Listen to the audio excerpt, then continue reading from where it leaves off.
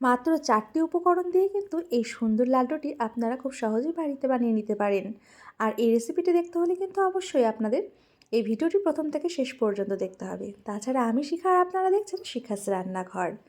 তো আজকে আমি নিয়ে এসেছি গাজরের তৈরি লাড্ডুর রেসিপি। তো এখানে আমি 4টির মতো গাজর নিয়ে নিয়েছি। এই গাজরটিকে প্রথমে খুব ভালো করে ধুয়ে ছুলে নিয়েছি। আর এখনও যারা আমার এই চ্যানেলটিকে সাবস্ক্রাইব করেনি তারা কিন্তু অবশ্যই আমার এই চ্যানেলটিকে সাবস্ক্রাইব করে চ্যানেলটির পাশে থাকবেন। তো প্রথমে এই গাজরটিকে আমি গ্রেটার সাহায্যে গ্রেট করে নেব। আর আপনারা অবশ্যই কিন্তু একবার হলেও এই রেসিপিটি বাড়িতে তৈরি করে দেখতে পারেন।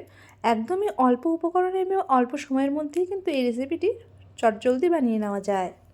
আর তাছাড়া আমরা তো জানি যে গাজর আমাদের জন্য কতটা উপকারী। তো গাজর কিন্তু আমাদের দাঁত কিংবা চোখের জন্য কিন্তু সত্যি ভীষণভাবে উপকারী।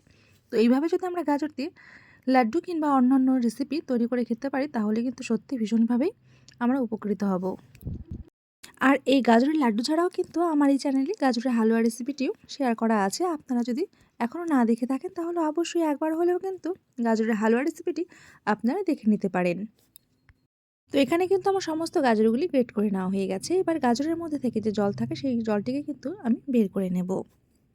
আর এই জলটি বের করে নেওয়ার ফলে না খুব সহজেই কিন্তু গাজরের লাড্ডুটি আমরা তৈরি করে নিতে পারবো। গাজরের হালুয়া কিংবা গাজরের লাড্ডু তৈরি করার সময় কিন্তু অবশ্যই গাজরগুলিকে গ্রেট করে এভাবে করে গাজরের গা থেকে জলটিকে বের করে নিতে হবে। তো এভাবেই করে কিন্তু আমি সমস্ত গাজরের গা থেকে জলটি বের করে নিয়েছি। তো এবারে চলুন দেখে নেওয়া যাক কী করে এই গাজর দিয়ে আমি লাড্ডুটি তৈরি করে নিয়েছি। আর এছাড়াও কিন্তু অনেকেই গাজরের জুস কিংবা বিটের জুস কিন্তু খেয়ে থাকেন। তো এইভাবে কিন্তু খুব সহজেই গাজর থেকে জুসটি তৈরি করে নেওয়া যেতেই পারে। তো এখানে আমি বসিয়ে দিলাম ফ্রাইং প্যান। তাতে ফ্রাইং প্যানটি খুব ভালো করে গরম করে নিয়ে তাতে দিয়ে দেব 2 টেবিল স্পুনের মতো ঘি। তবে এর মধ্যে কিন্তু আপনারা চাইলে সাদা তেলও ব্যবহার করতে পারেন। সাদা তেল ব্যবহার করলেও কিন্তু সামান্য পরিমাণে এর মধ্যে ঘি ব্যবহার করতেই হবে। তো এবারে ঘিটাকে খুব ভালো করে মেল্ট করে নেব। আর এখানে কিন্তু ঘিটি পুরোপুরিভাবে মেল্ট হয়ে গেছে। এবারে আমি এর মধ্যে দিয়ে দেব গ্রেট করে রাখা গাজর। এখানে আমি পুরো গাজরটি এখানে ব্যবহার করছি।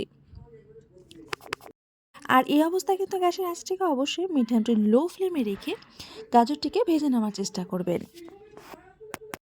আর এই গাজরটি ভাজতে ভাজতে কিন্তু দেখা যাবে যে গাজরের রঙটি কিন্তু অনেকটাই চেঞ্জ হয়ে আসছে। তো এখানে আমি কিন্তু কোনো রকম ফুড কালার ব্যবহার করছি না।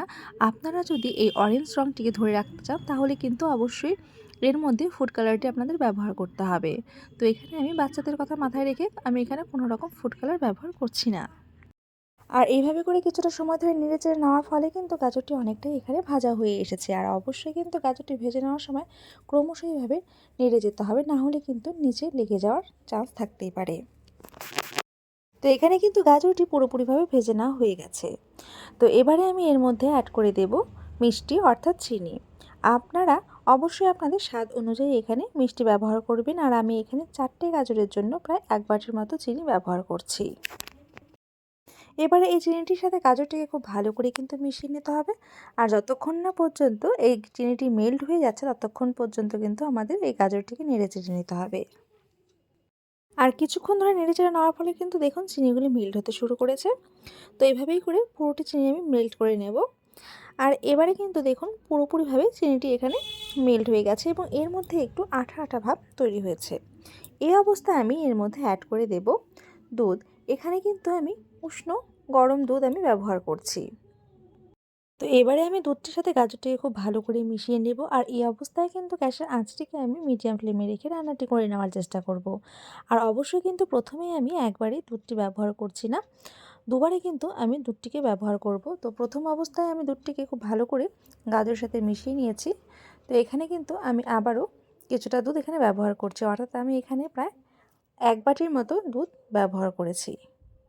আর এই অবস্থায় কিন্তু অবশ্যই ঘন ঘন নেড়ে যেতে হবে যতক্ষণ না পর্যন্ত এই দুধটি গাজরের সাথে খুব ভালোভাবে মিশে যাচ্ছে। এই দুধটি যখন গাজরটির সাথে খুব ভালোভাবে মিশে যাবে না তখন কিন্তু আপনারা বুঝতেই পারবেন গাজরটি একটু ঝরঝরে হয়ে আসবে। তো এখানে অবশ্যই আপনারা দেখে বুঝতেই পারছেন যে গাজরটির সাথে কিন্তু দুধটি খুব ভালো করে মিশে গেছে। আরও কিছুটা সময় ধরে কিন্তু আমি নেড়ে চেড়ে নেব। আর এই অবস্থায় কিন্তু আমি এর মধ্যে অ্যাড করে দেব এলাচের পাউডার। তো এই এলাচের পাউডারটি আমি কিন্তু ঘরে তৈরি করে নিয়েছি। আপনারা চাইলে দোকান থেকে কিনে আনা এলাচের পাউডারটিও ব্যবহার করতেই পারেন।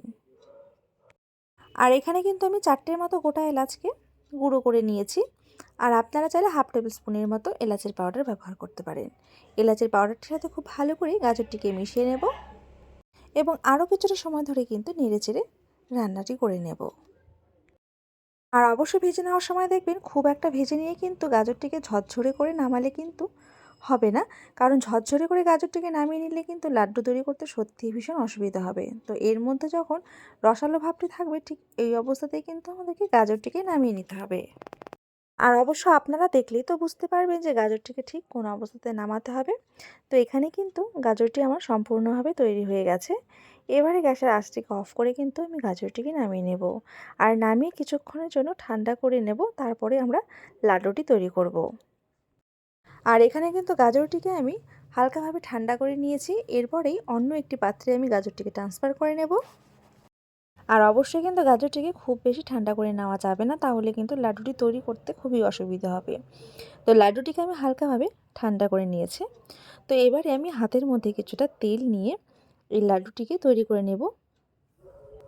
তো আমরা যে কোনো নাড়ু যেভাবে তৈরি করে থাকি ঠিক সেইভাবে করেই গাজরটিকে নিয়ে দুটো হাতের সাহায্যে এইভাবে করে লাড্ডুগুলি তৈরি করে নেব। ঠিক একইভাবে কিন্তু আমি সমস্ত লাড্ডুগুলি তৈরি করে নিচ্ছি।